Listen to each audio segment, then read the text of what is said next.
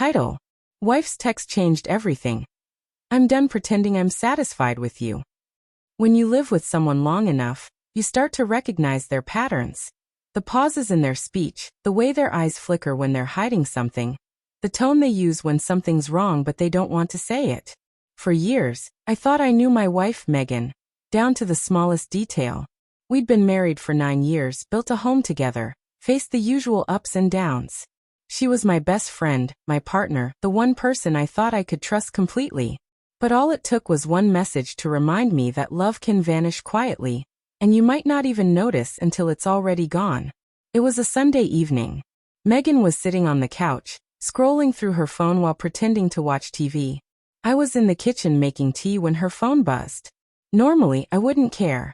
But this time, she picked it up, smiled faintly, and tilted the screen away when she noticed me looking. It wasn't the first time she'd done that recently. I tried to ignore it, tried to believe it was just work messages or friends from her yoga class. But deep down, something inside me whispered that I was being naive. Later that night, after she went to bed early claiming she was tired, I sat alone in the dim light of the living room. I felt that strange ache. The one that comes when you know something's wrong but can't prove it yet. I told myself not to snoop, that trust meant respecting privacy. But trust is a two-way street, and it felt like she'd already driven off the road. So when her phone buzzed again on the table beside me, I picked it up. There it was, one message that shattered everything. I'm done pretending I'm satisfied with you. My heart dropped. I scrolled up, hands shaking. The conversation wasn't long, but it said enough. She'd been talking to someone named Evan. Their messages weren't graphic, but they were intimate in a way that only two people emotionally connected could be. He called her beautiful, told her how he wished he could make her feel seen. And she responded with words that stabbed through me. You already do. I didn't yell. I didn't throw the phone. I just sat there staring at those words, realizing that the woman who used to hold my hand during storms had quietly built a new life inside her phone. And I wasn't a part of it anymore. The next morning, she acted like nothing had happened. She hummed while making coffee, kissed me on the cheek, and asked if I wanted toast. Her calmness made me sick. I stared at her, wondering how someone could look so peaceful after detonating the foundation of a marriage. I didn't confront her right away. Instead, I watched.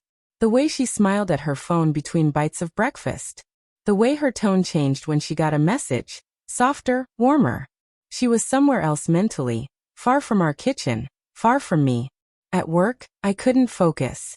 My mind replayed the text over and over. I'm done pretending I'm satisfied with you. The words looped in my head like an echo I couldn't shut off. Satisfied. That was the word that gutted me the most.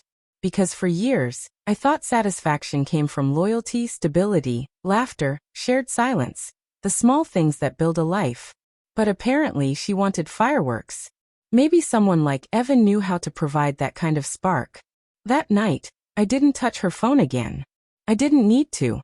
Her behavior said everything. She stayed up late, sitting on the balcony, whispering into her phone.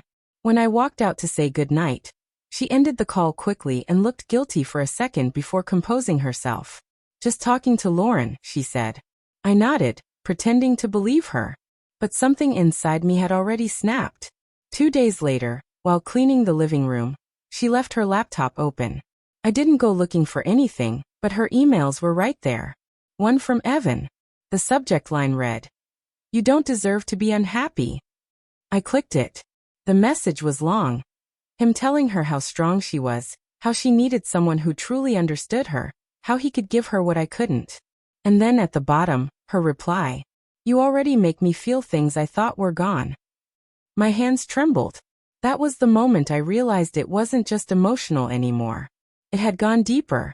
I closed the laptop, walked out to the backyard, and sat there staring at nothing for what felt like hours. That evening, she came home looking radiant.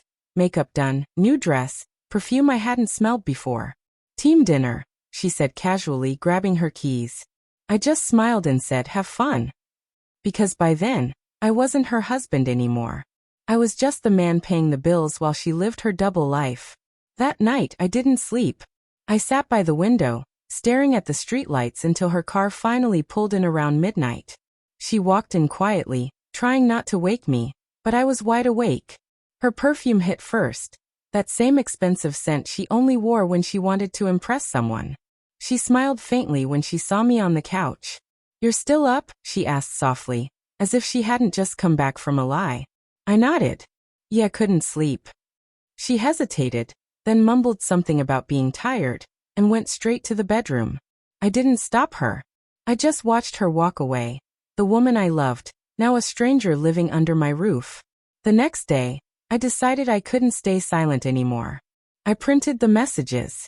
Every single one. When she got home that evening, I placed the papers on the table. Her face drained of color. "What is this?" she whispered. "You tell me," I said quietly. She didn't deny it. She didn't even cry. She just sat down, exhaled, and said, "I wasn't happy, Daniel. You stopped making me feel wanted. I needed to feel something again." Something inside me twisted. "So you cheated?" "I didn't plan it," she said, her voice trembling now. "It just happened. He understands me in ways you never could." Those words burned like acid. "He understands me better than you." That was her justification. Not guilt, not regret, just blame. She wanted me to believe that I made her cheat, that my failure was her excuse. I looked at her, feeling nothing but emptiness. "You think he understands you?" I said slowly. "Give it time, Megan. You'll see who he really is." She scoffed, but the next few days proved me right. Evan wasn't the saint she thought he was. A week later, she showed up at my office, eyes red, trembling. "He got fired," she said quietly. "Apparently, HR found out about the messages between us. He used his company email." I didn't smile. I didn't gloat. I just said, "I guess he understood you right out of a job." She didn't respond. After that, she moved out. I haven't seen her since. But sometimes, late at night, I still think about that text. "I'm done pretending I'm satisfied with you." Maybe she was right. Maybe she wasn't satisfied. But at least now, I'm done pretending she ever loved me.